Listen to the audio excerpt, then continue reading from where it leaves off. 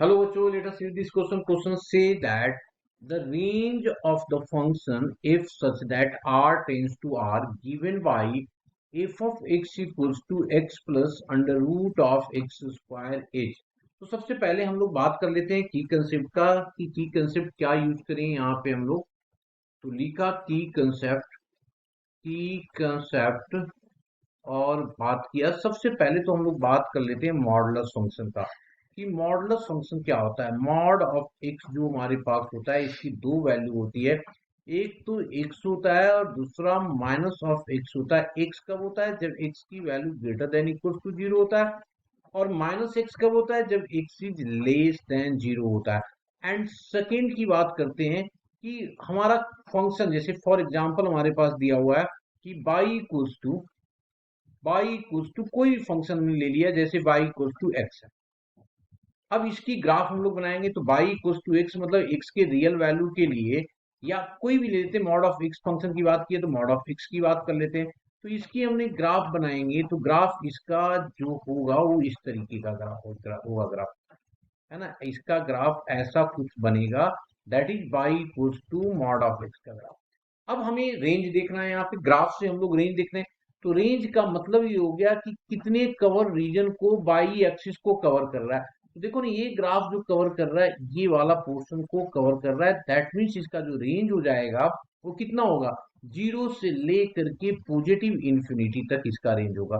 Clear? तो हम लोग देखते हैं, क्योंकि इधर तो देखो लोअर पोर्शन पे, ये वाला पोर्शन पे क्या है? ग्राफ नहीं है, इसलिए कवर रीजन बाई एक्सिस को नहीं करता। अगर डोमेन पूछता तो क्या होता? पूरे एक्स एक्सिस को कवर कर रहा है, तो पूरा एक्स एक्सिस समझ में आ गया। तो ग्राफ से कैसे हम लोग रेंज देखते हैं ना। अब आ जाते हैं हम लोग क्वेश्चन पे। क्वेश्चन में क्या दिया हुआ हमारे पास?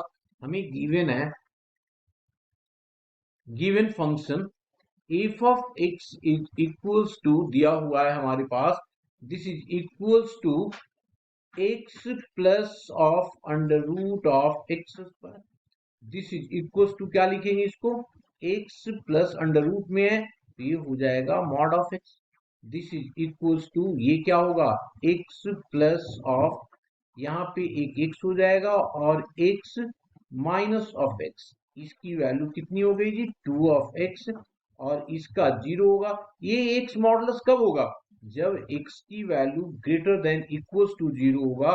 ये कब होगा? जब x is less than zero होगा। अब इसकी सबसे पहले हम लोग ग्राफ बनाते हैं। कैसे ग्राफ बनाया जा सकता है? तो देखिए, हमने क्या किया है, यहाँ पे एक्स एक्सिस बनाया और इधर बाई एक्सिस बना दिया। इधर हमने बाई एक्सिस बनाया, ये जीरो है, ये एक्स है, ये एक्स डैश है, ये हमारा बाई है एंड बाई डैश है। सबसे पहले मैं बात कर रहा हूँ जीरो और जीरो से बड़ा।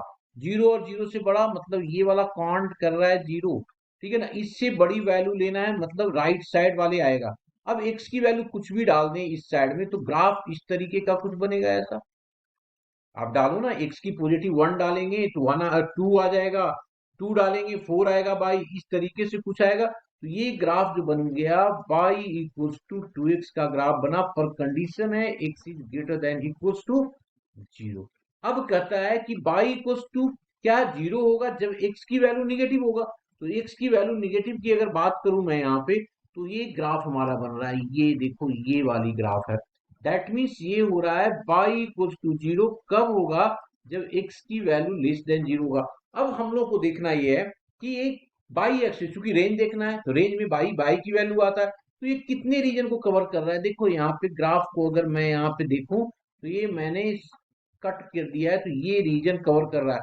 मतलब इसका जो कवर रीजन है जीरो से लेके कहां तक? ये इंफिनिटी तक जा रहा है। तो देयरफॉर अगर मैं रेंज की बात करूं तो इसका जो रेंज आ जाएगा, range is equals to y belongs to close zero. Count हो रहा है यहाँ पे तो हमने लिखा, क्योंकि जीरो पे भी तो कवर बना हुआ है ना, तो ये आ गया जीरो से लेकर के इंफिनिटी पे ओपन इंटरवल। यही हमारा क्या होगा? आंसर होगा। Hope you understood it well. Best of luck.